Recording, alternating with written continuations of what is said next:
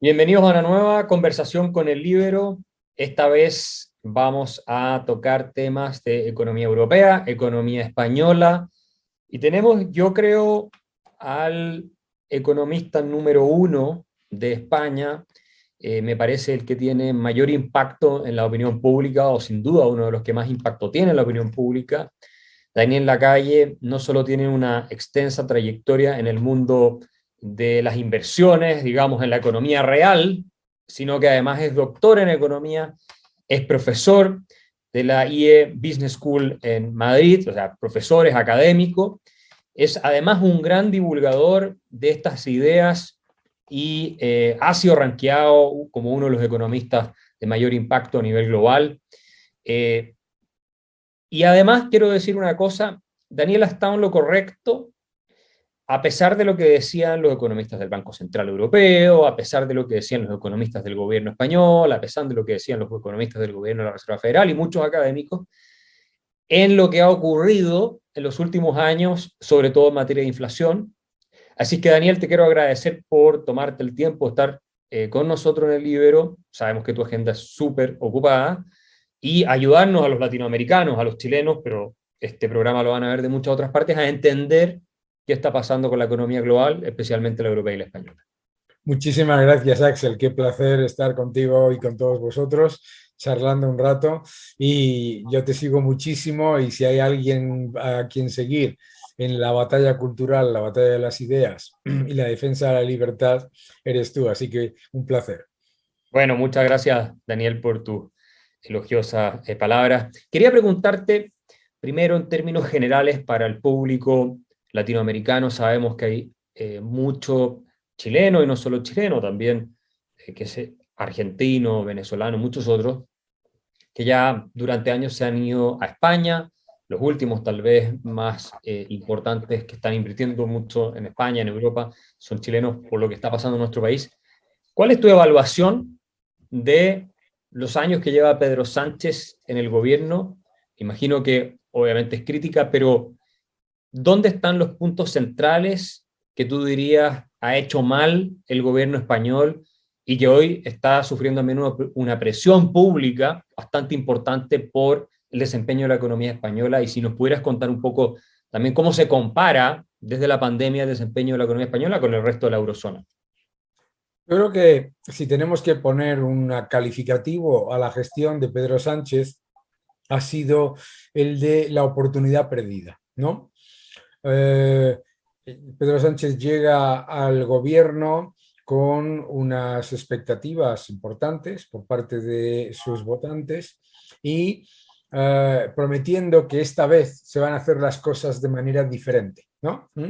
Y efectivamente lo ha hecho de manera diferente. Ha endeudado al país mucho más, ha gastado mucho más y ha empeorado la capacidad del país de recuperarse. Piénsalo por un momento, porque normalmente la gente cuando analiza la economía mira solamente pues, el PIB o el empleo, pero si lo ponemos en el contexto de la utilización del mayor estímulo fiscal y monetario de la historia, es todavía peor el desempeño. Es decir, no solamente es que España es el último país, según la Comisión Europea, de la Unión Europea en recuperar, va a ser el último país en recuperar el Producto Interior Bruto de 2020, sino que además lo hace con el mayor estímulo fiscal y monetario de la historia, habiendo consumido más de 200.000 millones de euros de endeudamiento. Ha duplicado el déficit estructural, que es el déficit fiscal que se genera, crezcas o no crezcas. El crecimiento del empleo ha venido fundamentalmente de, por un lado, disparar el empleo público, algo que nuestros amigos argentinos que estén viéndonos les sonará mucho, y por el otro, de disfrazar las cifras de paro en un entorno en el que la creación de empleo era pues relativamente pobre, especialmente comparado con otros países de nuestro entorno como Grecia, como Portugal, que han mejorado mucho más, ¿no? Entonces, para mí es eso, la oportunidad perdida y la muestra de que lo que ha vuelto a hacer el socialismo es lo que hace siempre. Claro, para mí no es una sorpresa. pero imagínate para los que le votan, ¿no? El socialismo ha vuelto a hacer lo que hace siempre, acudir masivamente al endeudamiento y a la impresión de moneda para aumentar enormemente los desequilibrios de la economía y, ante el fracaso, echarle la culpa al enemigo exterior. Eso sí, tenemos aquí el enemigo exterior como factor esencial de la propaganda de gobierno, ¿no? Ahora, este disfraz que hacen con las cifras de desempleo o cifras de paro, como la llaman en España, ¿cómo lo hacen eso? ¿Cuál es la trampa que están haciendo al respecto? He visto también que hay críticas al Instituto Nacional de Estadísticas por parte de ciertas personas de gobierno, afines a gobierno, porque no pueden medir según ellos bien el PBI, ese tipo de cosas. ¿Por qué nos comentas un poco este ataque a las instituciones y la trampa que se está haciendo con esto? Bueno, la música le suena a cualquier ciudadano de Chile, de Argentina, de Venezuela. ¿Qué hace el socialismo cuando las cifras económicas no salen como a ellos les gusta? Destruir o intentar destruir la credibilidad de las instituciones independientes, del Banco Central, de los organismos estadísticos, etcétera, ¿no? Claro, eso no tiene ningún sentido en el caso de España, desde luego absolutamente ninguno, porque los organismos estadísticos están revisados constantemente por los organismos de otros países y las formas de medir tanto el Producto Interior Bruto como el IPC, la inflación, son completamente y absolutamente claras y diáfanas. Y además no tiene ningún sentido, porque cualquier persona que entienda cómo se calcula el Producto Interior Bruto y la inflación, sabe que normalmente tanto el Producto Interior Bruto como la inflación salen ligeramente mejor, digamos, favoreciendo a lo que le gustaría al gobierno de lo que percibe el ciudadano medio. ¿Por qué? Porque el Producto Interior Bruto se puede inflar o se puede mantener relativamente elevado, aumentando masivamente el gasto público y la deuda. Y segundo, porque la inflación se mide en el IPC, que es una cesta en la que pues, hay bienes y servicios que suben mucho y otros que bajan, que son reemplazables, es decir, que suben las cosas las cosas que consumimos cada día y bajan las cosas que consumimos esporádicamente. Entonces, esa crítica vuelve a todo lo que estamos hablando de esa propaganda que existe para desacreditar a las instituciones independientes y para desacreditar a cualquiera que dé una cifra que sea negativa o que no sea la que le gusta al gobierno. Y piensa que utilizan primero al Fondo Monetario Internacional, al Banco Mundial, a la OCDE, al consenso de analistas para decir que todo va bien, y luego cuando el consenso de analistas, el Banco Mundial, la OCDE y el Fondo Monetario Internacional dicen que las cosas no van bien, entonces dicen que es que los datos están mal calculados, ¿no? Es muy triste. Y una de las cosas que resulta alarmante cuando uno observa la economía en España es el nivel de deuda pública, cómo se disparó. Tú hacías mención a eso. Está, revisé hace un tiempo los datos, cerca de un 120% del producto. Me puedes corregir, tal vez la cifra que leí no es exactamente así, pero hace no mucho tiempo estaba en la mitad de eso. Sí. Entonces, ¿cómo ves tú en un escenario en el cual empiezan a subir los tipos de interés, tenemos problemas de inflación, que quiero entrar contigo también en ese tema después, la forma en que el gobierno de Sánchez, o España en general, da lo mismo que termine gobernando, va a enfrentar este problema? ¿Pueden seguir llegando a 150, 160, 180% del producto, digo, en esta línea, o tú crees que va a venir mucho antes de eso un ajuste duro debido a la reversión en todo esto de los tipos de interés y todo esto? Me vas a permitir contestar que me había olvidado el tema del paro, ¿no? ¿Cómo se disfraza el paro? Primero, Sí. desempleo. El desempleo se disfraza primero aumentando masivamente el empleo público, ¿no? Claro. 1 de cada 3 empleos creados desde 2019 hasta marzo de 2022 han sido públicos, ¿no? Eso es muy típica estrategia socialista. La otra es sacar de las cifras de desempleo a los parados que están en cursos de formación y sacar de las cifras de parados a las personas que están desocupadas, pero se mantienen afiliadas porque la empresa no les ha despedido oficialmente, pero no están trabajando, ¿no? Esas han sido las Claro. formas.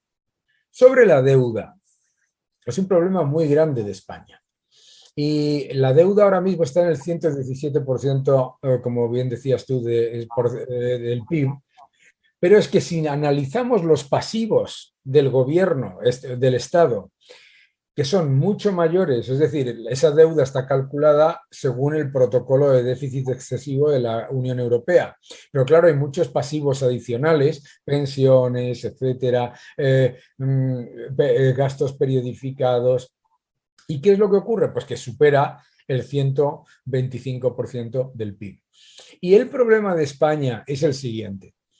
España es un país que ha sido, el gobierno ha tenido déficit fiscal toda la historia, excepto en 3 años. Toda la historia reciente de la economía en la época de la democracia, excepto en 3 años, los años de la llamada burbuja inmobiliaria, que se generaban unos ingresos extraordinarios.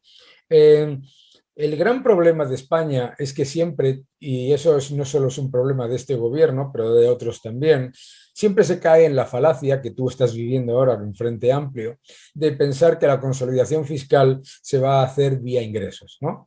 Vamos a subir Mm. los impuestos a la gente y por lo tanto vamos a poder gastar mucho más y no va a haber ningún problema. Claro, cualquier persona que lo analice un poco sabe que eso es falso, porque los ingresos son cíclicos y los gastos se consolidan y aumentan anualmente. Entonces, solamente con tener 2 años una recesión, una pequeña crisis o lo que sea, se destruye esa consolidación fiscal. Finalmente, el gran problema de la deuda de España es que mientras estamos en la zona euro, España se financia a unos niveles extremadamente baratos, gracias al apoyo de Alemania. Pero eso es una arma de doble filo, porque claro, en un periodo en el que los tipos de interés son bajos, pues efectivamente el gobierno ha sacado pecho de que se financiaba a los niveles más bajos de la historia. Claro, porque el Banco Central Europeo compraba el 100% de las emisiones netas y se mantenían los tipos bajos. ¿Por qué? Porque Alemania y Francia, digamos, sostienen financiera y fiscalmente a la solvencia de la eurozona. ¿Cuál es el problema ahora? El problema es que, como tú bien dices, empiezan a subir los tipos. Empiezan a subir los tipos, las recompras del Banco Central se reducen y ¿qué es lo que ocurre? Pues que baja la marea y se ve quién está desnudo. Y me parece que el gobierno de España ni siquiera se lanzó al mar con bañador, ¿no? ¿Tú crees que en este ciclo de alza de tasas de interés que por lo visto va a venir o ya está entrando a jugar un rol importante en la economía del mundo, el euro nuevamente pueda entrar en problemas por países como España u otros países que tienen sobreendeudamiento, tal vez Italia, o tú eso lo ves como una probabilidad todavía muy baja? Yo la veo como una probabilidad baja, ¿eh? Porque recuerda que en el año 2011 la razón por la que hubo una crisis del euro no era porque las instituciones de la eurozona no estuviesen apoyando, sino porque algunos políticos populistas movían la idea, desde Varoufakis hasta Podemos, hasta Marine Le Pen, perdón, en Francia, movían la idea de que había que salirse del euro, ¿verdad?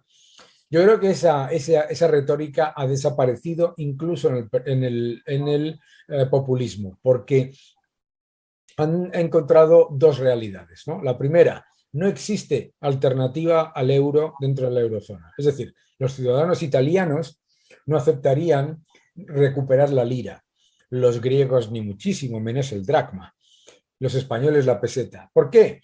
Porque nosotros hemos vivido lo que era eso que en Chile llaman la política ahora, ¿no? Lo de la política monetaria inclusiva, Mm. que es destruir el poder adquisitivo de la moneda y destrozar los ahorros y salarios reales de la gente. Por lo tanto, el apoyo al euro a nivel ideológico en toda la Unión Europea es muy alto, incluso en un periodo como el actual en el que ha aumentado la inflación. Perfecto, esperamos que eso se mantenga así. Yo creo que si no controlan la deuda, vamos a tener algunas sorpresas en el camino. Pero te quería hacer una pregunta sobre la inflación, porque tú fuiste uno de los pocos que tuvo razón en predecir que la inflación no era transitoria, que esto llegó para quedarse. Vienes hablando hace mucho tiempo de la irresponsabilidad de la banca central. Conversábamos en este mismo espacio con Steve Hanke, que como tú sabes y lo conoces, es un gran experto de inflación en el mundo, y él también predijo para Estados Unidos que la inflación no iba a ser transitoria, pero en el establishment economista mainstream, más bien tú lo ves en el Fondo Monetario, lo veías en el Banco Central, en Europa, Estados Unidos, el consenso era, a tal punto que Janet Yellen tuvo que salir a reconocer hace poco que se habían equivocado, que la inflación era transitoria.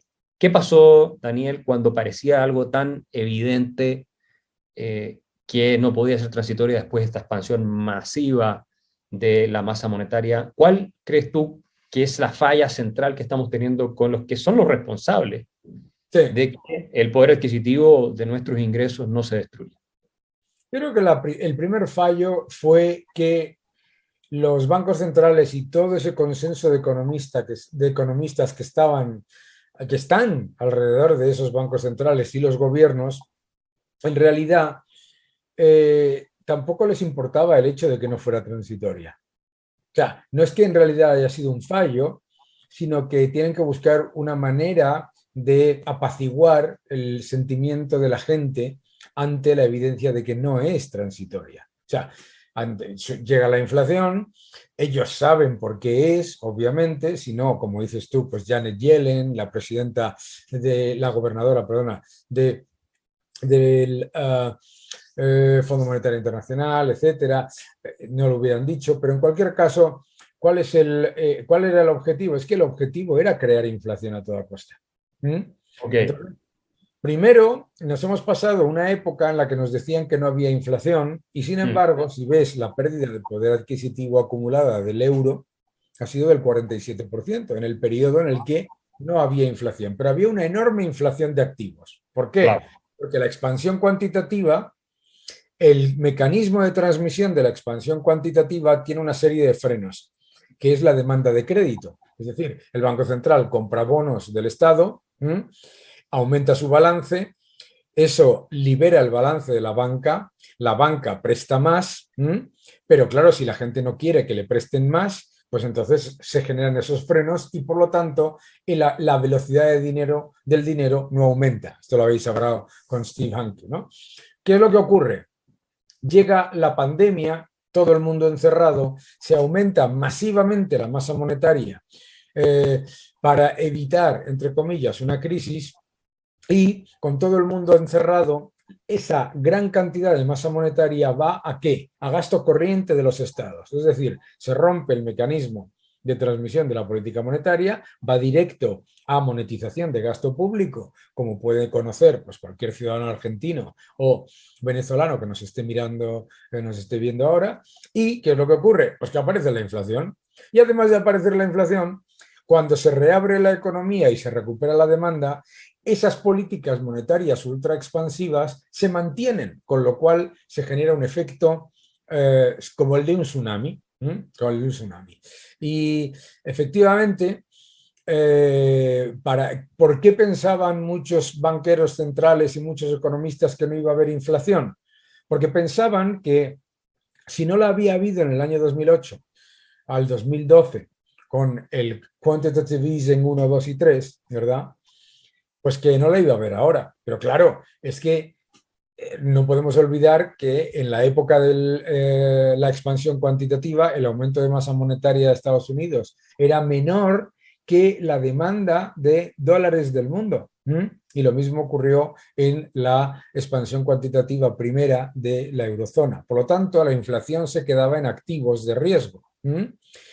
¿Qué es lo que ha ocurrido? Pues que han aumentado la masa monetaria un 25, un 27%, muy por encima de la demanda de dinero y han generado un riesgo inflacionario adicional que se encuentra no solamente, por supuesto, en los bienes y servicios sujetos a la guerra de Ucrania, que se utiliza como excusa, sino en la inflación y en la inflación subyacente. Yo siempre recuerdo a la gente que los precios no suben todos a la vez para la misma cantidad de dinero, que puedes tener un precio, dos o tres, el petróleo, el gas, el trigo, que suban por el factor exógeno, la guerra o lo que sea, pero no suben todos los demás para la misma cantidad de dinero, porque hay menos unidades de moneda para comprar el resto de bienes. Por lo tanto, el precio de los otros bienes y servicios no sube, sino que baja, incluso, ¿verdad?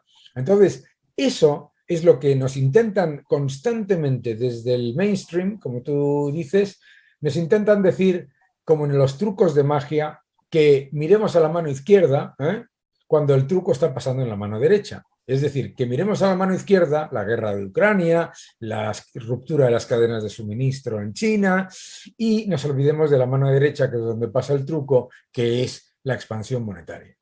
Sí, de hecho, uno de los argumentos de Hanke es que cuando tú ves la inflación de Suiza, de Japón o China, entre otros, que no aplicaron estas políticas expansivas, es una inflación baja, de menos de 2%. En Es Suiza que eso ocurrió es un poquito clave. más, claro. Axel, eso es clave. Cuando se lo dices a la gente en Europa, se queda alucinada, porque dices, vamos a ver, ¿cómo que la inflación es por culpa de la guerra, de Putin, del petróleo y de las cadenas de suministro? Suiza está al lado de los principales países de la eurozona. La inflación en Suiza es del 2,5%. La inflación en la eurozona es del 7,5%. Suiza tiene la misma exposición, si no más, a la guerra de Ucrania, al petróleo, al gas, a las cadenas de suministro, la misma que los países principales de la eurozona, que son sus vecinos. ¿Cuál es la diferencia? Imprimir masivamente euros, no imprimir masivamente francos suizos. Pero esto, que lo entiende cualquiera, pasa lo mismo en Argentina y la gente no quiere entenderlo.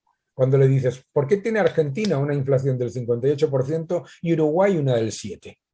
Están al lado y tienen los mismos riesgos, las mismas cosas. ¿Cuál es la diferencia? La diferencia es imprimir pesos argentinos como locos, ¿no? Pues ese es toda la batería intelectual alrededor de los gobiernos tiene ahora como objetivo primordial que la gente no se dé cuenta de lo que es una evidencia monetaria, ¿no?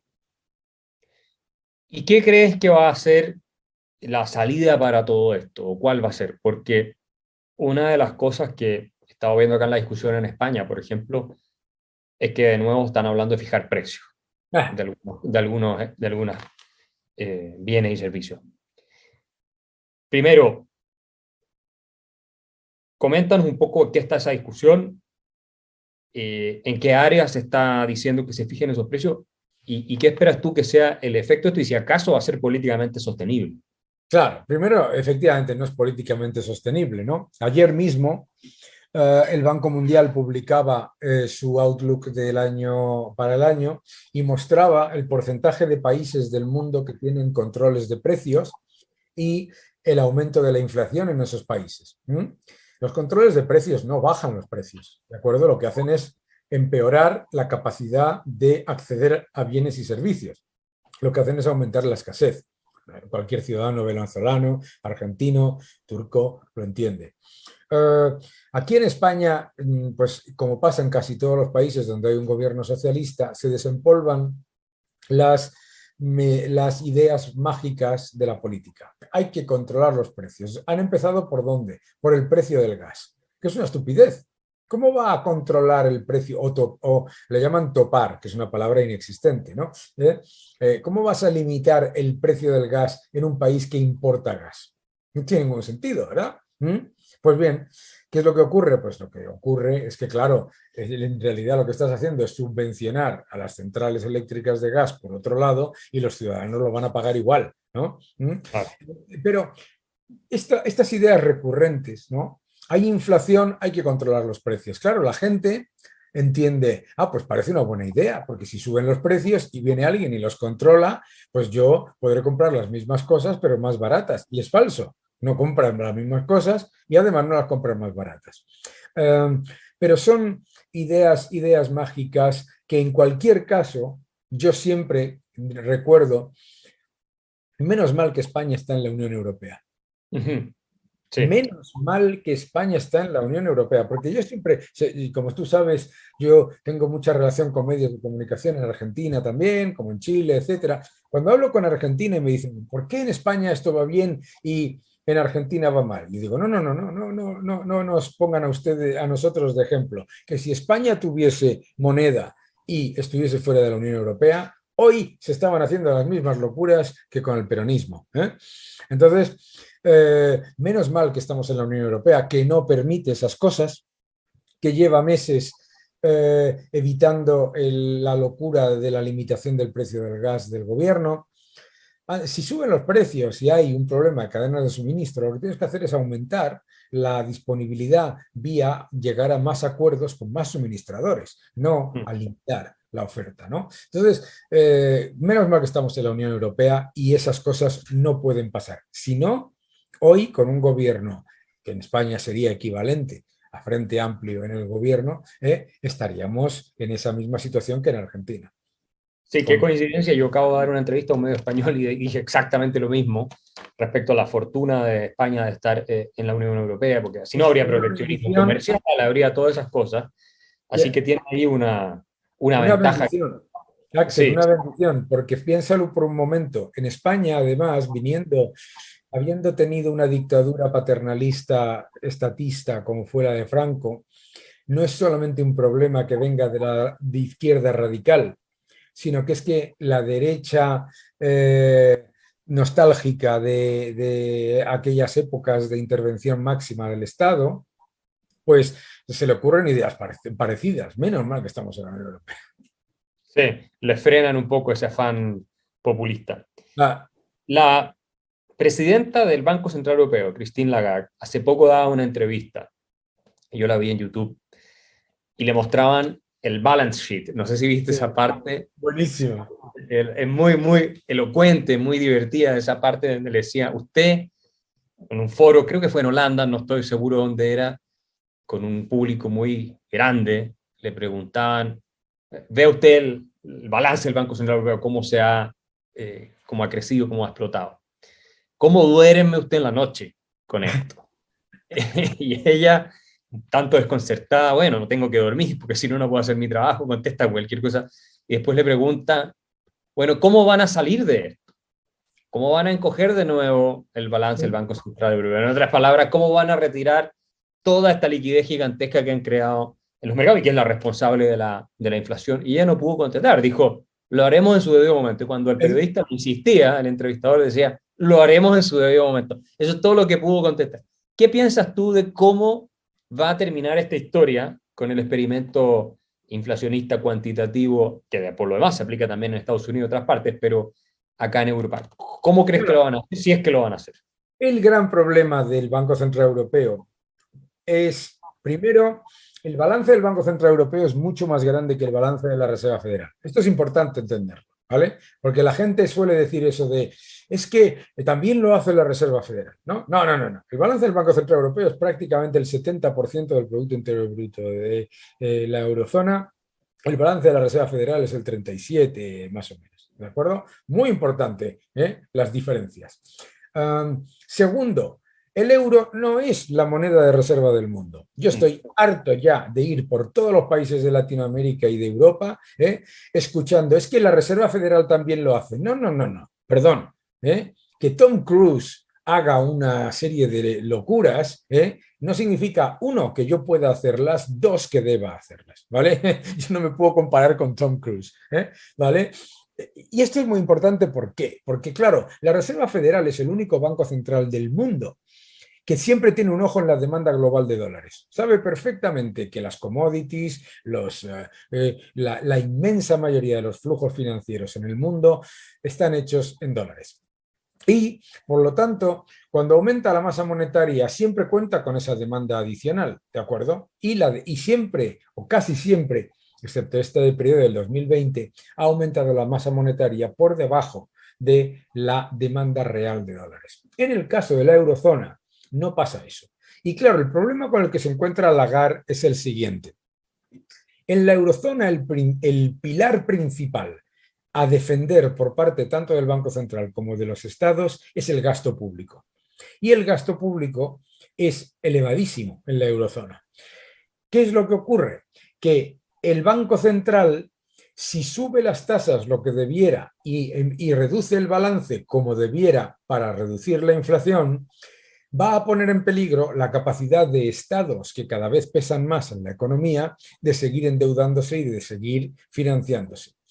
Y si no lo hace, la inflación va a crear un problema de destrucción de demanda y por lo tanto la inflación va a bajar porque los ciudadanos dejen de consumir, las empresas de invertir y las importaciones superen de manera muy importante a las exportaciones. Es decir, un colapso del sector privado.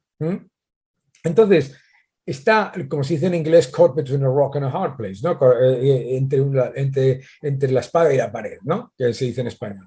Y que tiene que elegir entre inflación y estatismo. Y me temo que las acciones que están tomando, para empezar ese mensaje de Christine Lagarde, a su debido tiempo, ¿cómo que a su debido tiempo? Si debería estar bajando ya. No, debería estar bajando el año pasado, no el 2022, ¿verdad? Entonces, es muy complicado, porque claro, el Banco Central Europeo todavía no ha hecho nada, todavía no ha dejado de hacer recompras, todavía no ha subido los tipos y la rentabilidad exigida a los bonos de 10 años de España se ha disparado. España se financia ahora a prácticamente un 2% adicional a lo que se financiaba hace unos cuantos meses, ¿de acuerdo? Entonces, están subiendo las primas de riesgo, están subiendo los diferenciales de crédito y tienes a la vez unos estados que particularmente en la periferia no quieren reducir sus desequilibrios estructurales. El Banco Central Europeo tiene un gran problema en ese sentido. Porque claro, en Estados Unidos tienes mecanismos, ¿vale? De pasar los desequilibrios de la economía norteamericana al resto del mundo, por tener la moneda reservada. Pero eso no lo tiene el Banco Central Europeo. Entonces, ¿cómo creo que va a terminar? Uno, o con un estancamiento, discúlpame, con un estancamiento muy peligroso, estancamiento con inflación, esta inflación, o peor, con una destrucción de la demanda del sector privado simplemente porque las familias pues, no pueden consumir con los salarios reales cayendo, sus ahorros reales cayendo y los ahorros acumulados durante la pandemia desaparecidos, ¿no?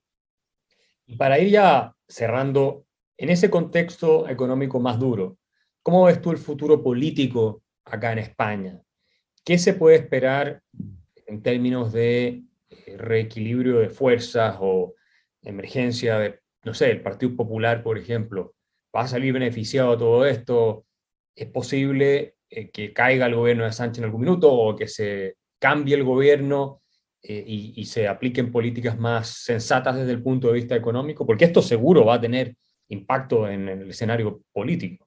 Sí, yo creo que eso ya está afectando y una de las razones por las que el gobierno está atacando al Instituto Nacional de Estadística, al Banco de España, a la IREF, a mí, a cualquiera que diga cosas que no son exactamente lo que quieran, es precisamente por ese nerviosismo político que hay con respecto a al impacto, digamos, al impacto político y al impacto electoral. Y lo vamos a ver, yo creo que va a ser un elemento clave, las elecciones de Andalucía. Porque Andalucía es una comunidad muy grande y ahí parece que el Partido Socialista va a tener una debacle, ¿no?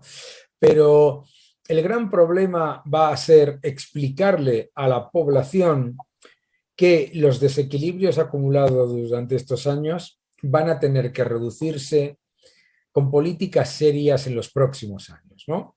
Y en eso, pues el Partido Popular va a tener además que gobernar, si gana las elecciones, con otro partido.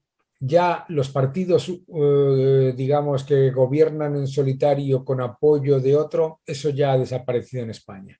Y ese probablemente sea Vox. Con lo cual, es muy probable que se tengan que tomar medidas de choque y se van a tener que tomar medidas de choque porque el nivel de exceso que se ha tomado con el gobierno de Sánchez no tiene precedentes cercanos. Entonces, yo creo que sí hay un cambio político, yo creo que la gente no le gusta lo que está ocurriendo en España en general y además no percibe esa euforia económica que quiere vender el gobierno y la inflación en España cuando ha habido democracia se ha llevado por delante a muchos gobiernos. Esperemos que se logren hacer las transformaciones económicas suficientes y necesarias, entre otras también el sistema de pensión español, que es una carga fiscal muy grande por lo que sabemos. Y ahí para cerrar tal vez un mensaje a los chilenos, que hay todo un proyecto del gobierno de Gabriel Boric de reemplazar el sistema de capitalización individual que tenemos nosotros para ir a uno tipo español de reparto.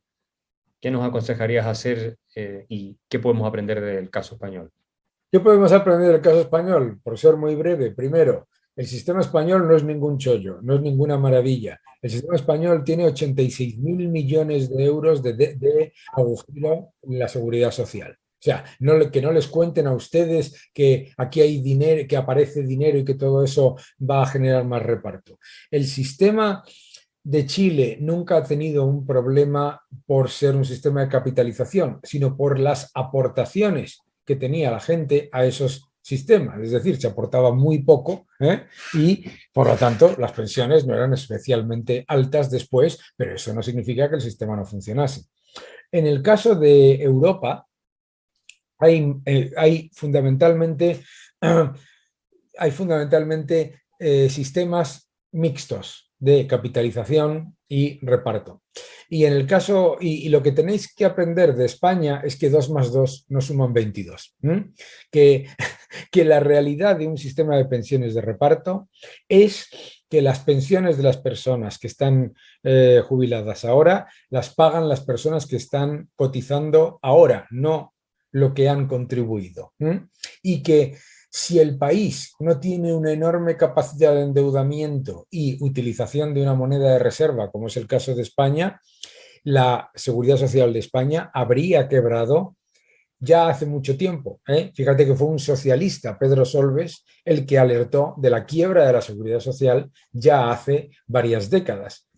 Por lo tanto, el sistema de reparto es un sistema de reparto. Eso significa que lo que se va a dar en pensiones es lo poco que se pueda contribuir entre la población que hay. Y en una sociedad como la chilena, como la española, en la que la población no crece y vivimos muchos más años, el sistema de reparto termina siempre siendo deficitario y no se cubre con ingresos fiscales, que es lo que ha intentado hacer España todo el tiempo, ¿verdad?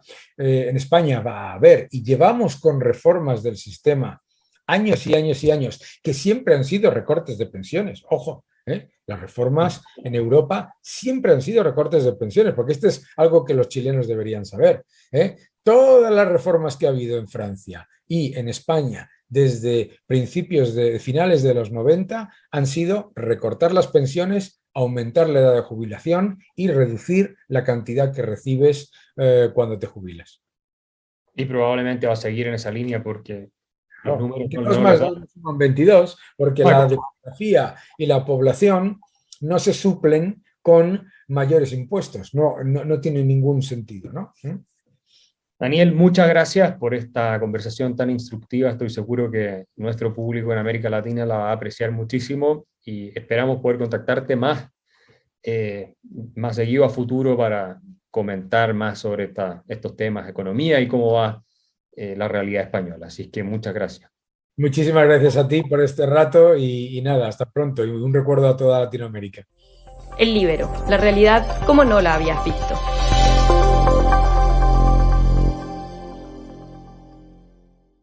Haz que estos contenidos lleguen más lejos haciéndote miembro de la Red Líbero.